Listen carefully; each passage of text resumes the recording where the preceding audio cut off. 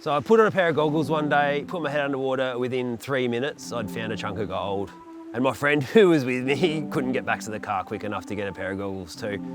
And ever since then, it's just been a full-on obsession. I can't explain what a day that's like.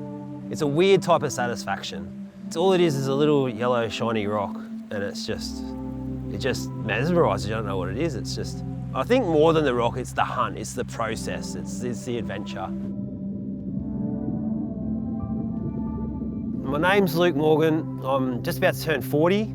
I live in northern New South Wales, Australia. Grew up in Brisbane, went to school in Brisbane. Brisbane was a boys' grammar school.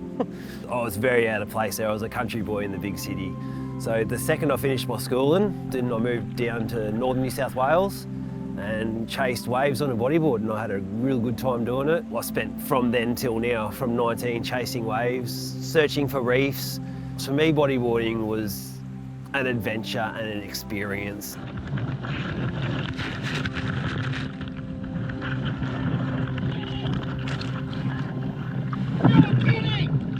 As I got older, I somehow fell into gold fossicking, which has been a very similar ride and just as satisfying as riding waves. I still do both with a passion. But the gold fossicking for me, it started off slow, but I think what got me into it was that I found gold the first time I looked for it, and I think that was the beginning of the end. Whether you call it a good thing or my wife might say it's a bad thing, I've been obsessed with it ever since.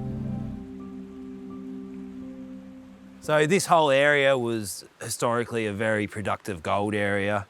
The thing we're finding is, because we're going underwater, we're getting the stuff that the old timers missed. The old timers would clean it out and they couldn't see what was going on down there. So they'd often probably leave a few nuggets in the very base of the bedrock. And with our snorkel and goggles, we come through and we see every bit of gold, so we can get every bit of gold. We don't leave it unworked. So it's very simple. You just wave your hand over the top of it.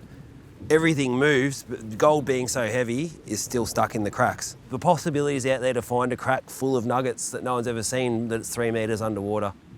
So this spot we'll go to today, I've floated through it once and we had relative success, but then we kept moving because we were trying to get to another spot. So it was always a spot I thought, geez, we'll revisit this one day, and you know, why not today?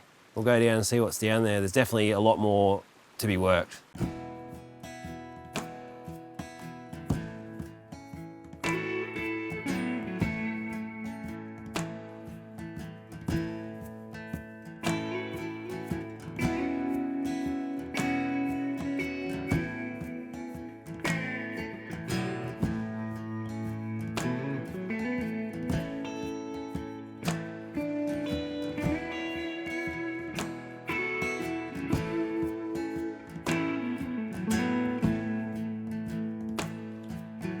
I think the feeling of coming out here is a feeling of freedom, but it's the possibility of what could happen in the day. I mean, a lot of times you don't come home on a high, but every time when you're driving out here, you're pumped. Well, anything could happen. Today's the day I find the ounce nugget.